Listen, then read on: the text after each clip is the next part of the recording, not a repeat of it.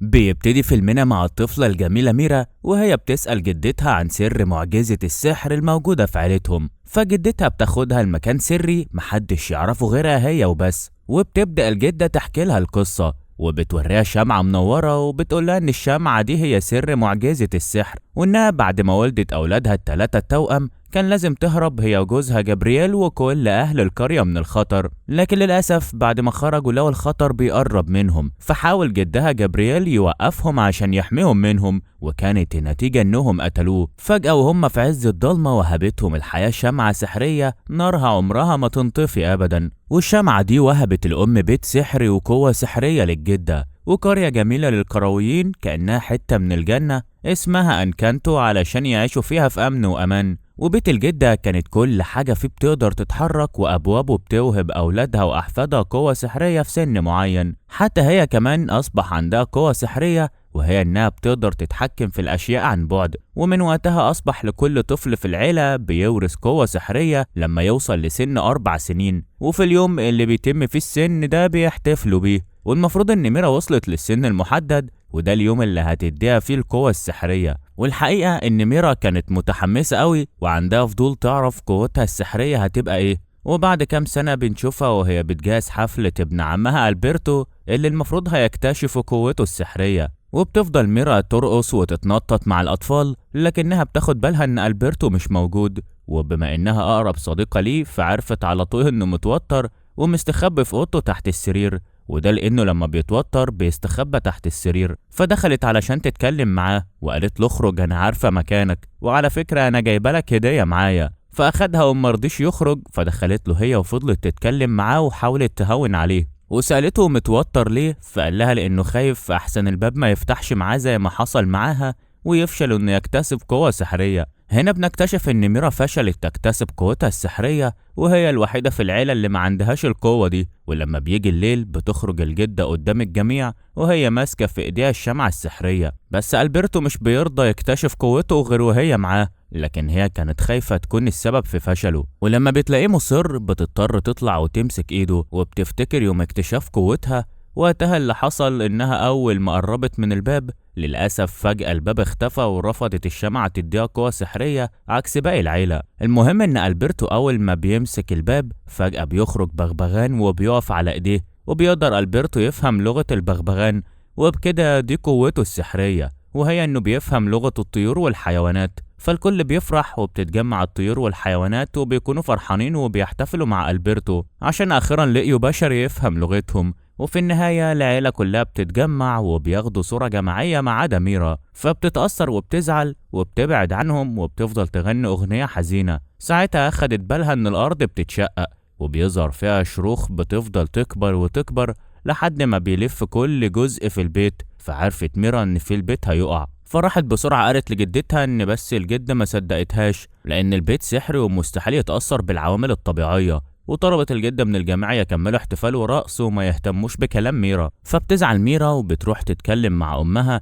اللي طول الوقت مش بتخرج من المطبخ أبدا، وبتحاول أمها تهون عليها وبقوتها السحرية بتقدر تخفي الجرح اللي في إيديها، وبتقول لها الأم إن كان لها أخ اسمه برونو ساب العيلة دي من زمان وهي خايفة أحسن تعمل زيه وتبعد عنهم، وبتطلب منها تنسى أي حاجة وتدخل تنام ولما تصحى الصبح هيبقى كل شيء بخير. فميرا سمعت كلامها ودخلت تنام لكنها صحيت الفجر على صوت الشروخ وهي بتسرح وتنتشر في البيت كله، فبتقوم تطمن وتشوف في ايه، وساعتها بتسمع جدتها بتقرب ناحية الشباك فبتستخبى عشان ما تشوفهاش، وبتسمعها وهي بتكلم صورة ابنها وبتعيط وبتقول انه البيت ظهر فيه شروخ كبيرة وعلى وشك الانهيار، ولو البيت انهار هيخسروا المعجزة السحرية ولو خسروها اكيد هيخسروا قوتهم كمان وهيبقوا ضعاف جدا. هنا ميرا عرفت ان الجدة صدقت كلامها لكن عملت كله قدام اهل القرية عشان يبانوا قدامهم انهم اقوياء كالعادة، وعشان كده ميرا بتقرر انها تنقذ المعجزة بنفسها. تفتكروا هتعمل ايه؟ تعالوا نشوف. واول حاجة بتعملها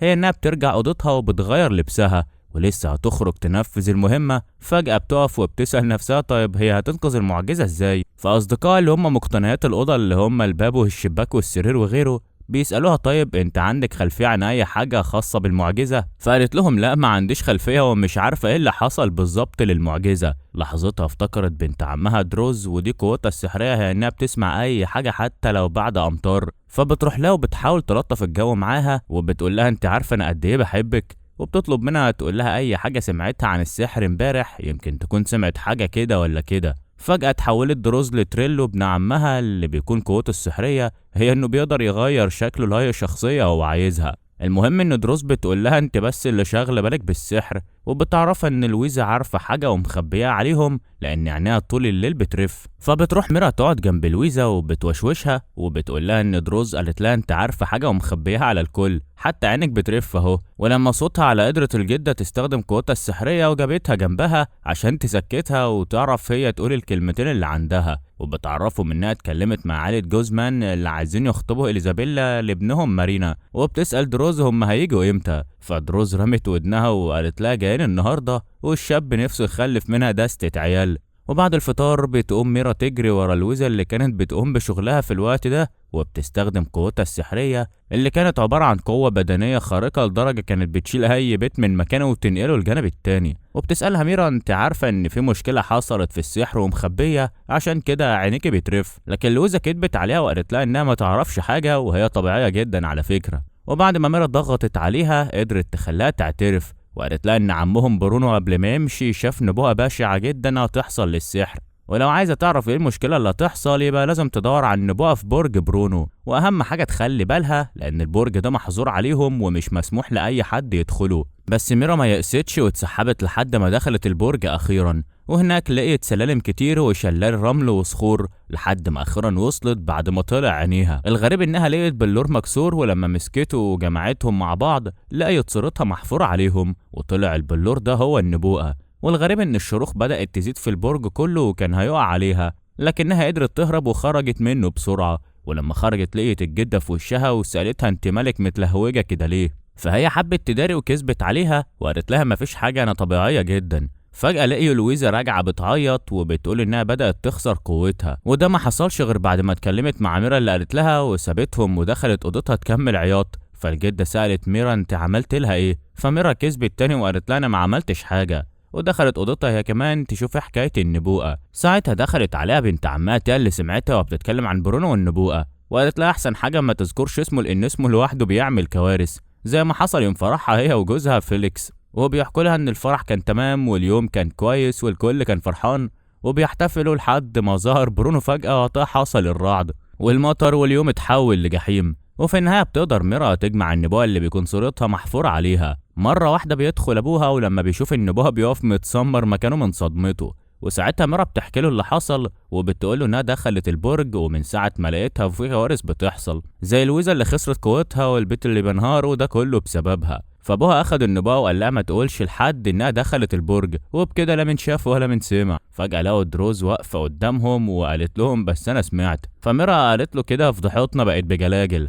وبعد شوية بتوصل عيلة جوزمان عشان يخطبوا اليزابيلا وبيتجمعوا كلهم على السفرة، وبنشوف ميرا قاعدة مركزة مع دروز ومش عايزة تبعد عيونها عنها احسن تتكلم وتكشف سرها للعيلة. وده فعلا اللي حصل، قدرت دروز تقول السر وكل واحد كان بيقول للتاني. ولما شافت شرخ بيظهر في الارض جرت بسرعة ورمت نفسها عليه عشان محدش يشوفه. بعدها قامت عاصفة والبيت اتعفرت، فاضطرت دروز تقول الحقيقة لجدتها، وهي ان ميرا لقت النبوءة وبكده السحر هيتدمر خلاص وهيموتوا كلهم. فعائلة جوزمان خافوا وقاموا هربوا من البيت بسرعة. أما الجدة فخرجت لأهل القرية بكل قوة وشجاعة وقالت لهم إن السحر لسه قوي وهيفضل موجود في عيلتها وهيفضلوا أقوياء للأبد. بعدها الفيرانة أخدوا النبوة وهربوا بيها، فجريت ميرا وراهم عشان تلحقهم. ساعتها اكتشفت إن عمها برونو موجود في القصر وجاي عشان ياخد النبوءة، وأول ما شافته فضلت تجري وراه لحد ما دخلت لمكان غريب وسري في البرج وكانت هتقع في البير، ونادت عليه وطلبت منه يلحقها. فجه بسرعة ومسك ايديها فوقع هو، وفي الاخر طلع المكان مش عميق ولا حاجة. وفي النهاية طلع برونو عايش في المكان السري ده اللي جوه البرج، يعني ما هربش وساب العيلة ولا حاجة. وسألته ميرا هي ليه صورتها موجودة في النبوءة، فقال لها مش عارف. وبيحكي لها ان الجدة جات له وهي خايفة جدا يوم اكتشاف قوتها، وطلبت منه يعرف لها ليه حفيدتها ما كسبتش قوة سحرية زي باقي العيلة. وبعد بحث كتير اكتشف النبوءة دي اللي لسه مش عارف معناها لحد دلوقتي. فقالت له خلاص ارجع معايا ودور على نبوءة جديدة نعرف من خلالها تفسير النبوءة دي. الجميل انه اقتنع فعلا، وبدأ هو وميرا يدوروا على نبوءة جديدة. وبعد ما عملوا النبوءة شافوا الشمعة وميرا وقفت جنبها وبتحضن بنوتة، والبنوتة دي كانت هي اختها ايزابيلا. ففهموا انها لما تحضن اختها هتنقذ المعجزة، فراحت ميرا لأوضة إيزابيلا وكانت عايزة تحضنها وخلاص. لكن إيزابيلا كانت مش طايقاها بسبب انها بوظت خطوبتها وطلبت منها تعتذر لها، فميرا اعتذرت لها، بس برضه إيزابيلا كانت متأثرة. وفضلت ميرا وبعدها رقصوا وفرحوا لحد ما جت جدتهم وسألتهم ايه اللي بيحصل هنا. فميرا قالت لها انها لقت نبوة جديدة تقدر من خلالها تنقذ المعجزة. فالجدة اتعصبت عليها عشان شايفاها إنسانة مهملة وكل اللي بيحصل لهم ده بسبب غبائها هي. فزعلت ميرا من كلام جدتها وقالت لها أنا مهما أعمل دايما شايفاني أقل واحدة فيهم، لأن ما عنديش قوة سحرية زيهم، والحقيقة إن أنت اللي دمرت المعجزة مش أنا، لأنك لسه موجودة لحد دلوقتي. فالكلمة دي وجعت الجد قوي، وفجأة بدأ القصر ينهار والكل خسر قوته وجريوا كلهم بره البيت ما عدا ميرا، هي الوحيدة اللي حاولت تنقذ الشمعة وانقذتها فعلا قبل ما البيت يتهد كله. بس برضه الشمعة دبت وانطفت مع الأسف. فراحت ميرا قاعدة عند الشط النهر وفضلت تعيط من حزنها، وجت جدتها تطمن عليها. فميرا اعتذرت منها وقالت لها انا اسفة ما كنتش اقصد اقول لك كلام يجرحك. فجدتها اعتذرت منها هي كمان ورجعت فلاش باك وحكت لها من اول ما قابلت جدها اول مرة وحبوا بعض واتجوزوا وخلفوا لحد ما ماتوا ولقيت الشمعة. وفي النهاية بتقول لها انها كانت المفروض تعرف الهدف من المعجزة دي، لكنها ما حاولتش تفكر واكتفت بس بالقدرات السحرية اللي ورثوها اولادها واحفادها. وفي النهاية بتقرب ميرا من جدتها وبتعتذر منها تاني، وبتقول لها ان المعجزات اللي حصلت لهم دي كلها بفضلها هي وبفضل وجودها في حياتهم. وبيحضنوا بعض هما الاتنين وبيظهر قطيع من الفراشات وبيلف حواليهم والورود بتتفتح وبيبقى شكلهم حلو قوي.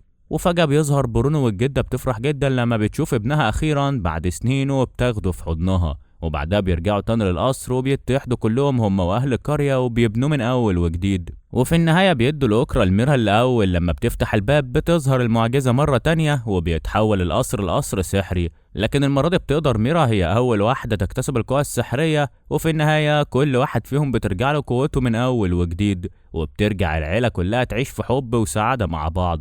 ولحد هنا بينتهي فيلمنا. سلام.